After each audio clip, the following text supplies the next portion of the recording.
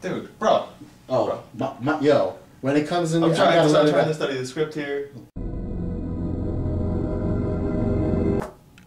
Welcome everybody to The Lost Cause. We will be reviewing episode 6 from season 5, Lost in Translation. This is what we think we know. Jack, Hurley, and Kate are back on the island. Everyone that left the island is back on a plane heading back to it. Hurley knows the right way to pack Twinkies in a guitar case. Ben looks like he made out with a lawnmower while it was still running. Desmond ain't buying this island and destiny shit no mo. Ella Hawken reveals that the island is always moving and that it's also connected to other electromagnetic fields all around the Earth.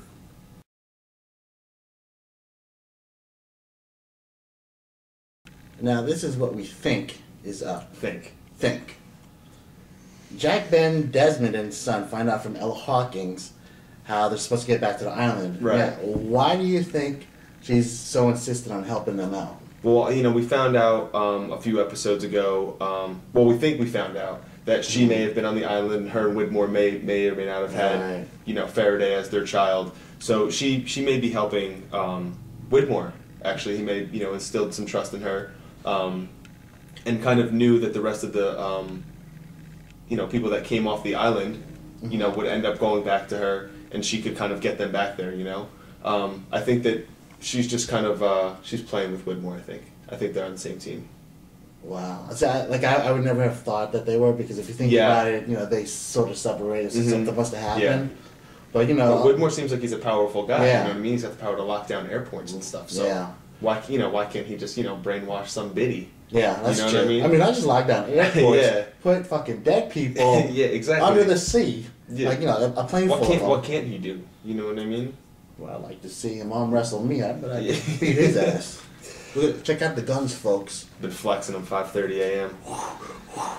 So at one point we see Ben on a payphone calling Jack, and he tells him that he got held up wrapping up some loose ends, and that Jack needs to go pick up Locke and bring his body to the airport. And as he's saying this, his face is just completely mangled. What do you make of that whole situation? Well, I mean, if you remember, Widmore got Ben's daughter killed. And, you know, Ben snuck into Widmore's apartment and basically said, I'm going to kill your daughter as revenge. I think because he knew that Desmond was in L.A., obviously because of the church, he thought that Penny would be with Desmond. Yep. So he went to the dock, because, you know, they were traveling on a boat. Sure. Baller status. And tried to kill Penny. And you think that Desmond rolled up and saw this go down? I mean... and just laid it to him? Probably. I mean, how else is he going to do it? I mean, you know, how else would he mess up his face? He was soaking wet, too, so... Yeah, you so know, he might have probably escaped. got chopped overboard, maybe. Huh? Or maybe he escaped, you know? You never know. But that's what I think. I think, you know, someone did some damage to his face. Yeah. So, I mean, who? I don't know, you know? Now, on the plane, we see Hurley. He was so insistent, you know, much like Ella Hawkins is to help, to not go on the plane. But he ends up on the plane. What do you think changed his mind? I think that he kind of maybe realized, you know, he's been in that mental facility for like 3 years or however long, you know, and he's got nobody around him, and he kind of feels bad that the way things ended, you know, they should have never lied. He thinks that everyone that they left there is either dead or whatever, you know, and Hurley's the kind of character, he holds a lot of guilt with him, you know. So I think he just figured, you know, that's probably the right thing to do. He's kind of like one of the more morally stable characters. You know, he's always trying to do the right thing. So I think that he didn't want to let everyone else down. That's true, and it's much easier for fat people to be guilty. Right, sure. Carry all that weight. Yeah, exactly. You know, why am I eating all of these, you know, Twinkies? People already don't like them because they're like fat and slobs. They don't need like another thing like on their plate. You know? And usually they're the ones that have to like sort of cater to everybody else and make them happy. You know, exactly. Deep down, they're really hurting folks. I know. Cries once a day. That's what I'm saying. So when everyone's boarding the plane in the airport, we see Saeed in cuffs. So we're not really sure what happened.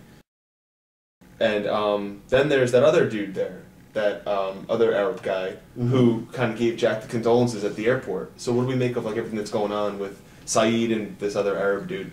Well, I think Saeed, knowing him, I think he personally probably followed Ben. And then he saw what was going down with Ben and Desmond. Right. Probably tried to help out Desmond. Police came with all the scuffle and whatnot, right. and he just happened to get caught. And now, since he's a known terrorist, right? Right. They were just like transporting him back. Why did Guam? I have no idea. Right. But that's why loss is good. Yeah, I think that whole part. So, who knows? That whole part with actually like how he ended up in handcuffs and like why they're bringing him to Guam. That's kind of like undetermined, really. Right. But Saeed may also be just trying to reenact Kate. And then also, if you remember from that first episode, you see Saeed kind of being brought in for questioning because he was kind of targeted because he was Arab. So we see both of those things happen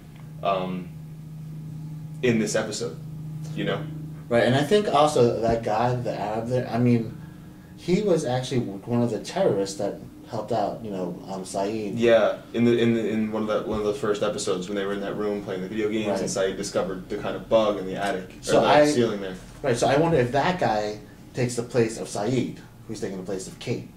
Because you also notice... Oh, yeah, right. Yeah. And then you also notice that Hurley, and I mentioned this before, has a guitar case. Right. I don't know if it's full of Twinkies. But, maybe he's supposed to replace Charlie. Sure. Or have some sort of representation. And who knows, maybe that even feeds into why he's on the boat too, because he's been saying that Charlie's been visiting him. So right. Charlie may have said, look, do it for me. You gotta get on that plane. Right. Charlie may not be dead. Who even knows? All right, so we leave off the episode with the mystery machine. Coming by the shore. A dude comes out, points a gun at Jack, Kate, and Hurley. You pan up and you see that it's Jin. Right. In Dharma uniform. Your heart must have been broken when you saw that. I was like, yo, my dude betrayed. Yeah. What's up? At 2, Jin? At 2? Yeah. But, what do you think is up? Why is he in Dharma gear? And are they in the 70s?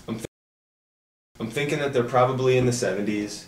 Well, you gotta remember, when the Dharma was first there initially, the first Dharma squad, when Ben's dad brought him there, they were just scientists. They were, nice guys, you know what I mean? They were kind of protecting themselves from the hostile, which was, Richard, Alpert, and company that were, in the woods, that were, the others, So, with that van being, brand new, you gotta remember that it's gotta be before Ben killed his dad, okay? Because after he killed his dad, he just left the van in the woods. That's when, Hurley and them found it and stuff. So it's gotta be before he killed his dad, so it means that the rest of the crew has to be there, just kind of, kids are in school and they're kind of just doing their daily jobs and stuff. So who knows? Maybe those scientists kind of saw Sawyer and Jin and Juliet and everybody, and just took them in. They kind of just explained what was going on, and maybe they just said, "All right, Jin, you're with us now. Here's drive the van and whatever." And who knows how long it actually could have been.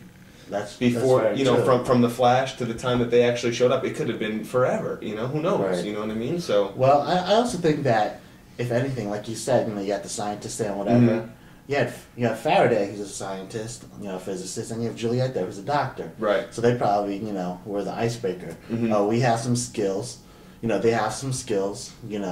Like the Mexicans on the corner, right? And going back to the episode before, when you see Faraday kind of walking down that tunnel with the thing on his shoulder, and all the, and they see the electromagnetic field or whatever, and the scientist tells him, don't, break this or whatever, that may be how he actually got there. He could be with the rest of the crew. Wow, you're a pretty smart guy. My brain's huge, bro. Well, my head's huge, but the brain is like this. Knocking around in there. But you know who else is smart? The viewers. Thank you for watching. Very smart. Leave some comments. That's what I'm saying. I'm DV. I'm Riz. And we're out. Peace.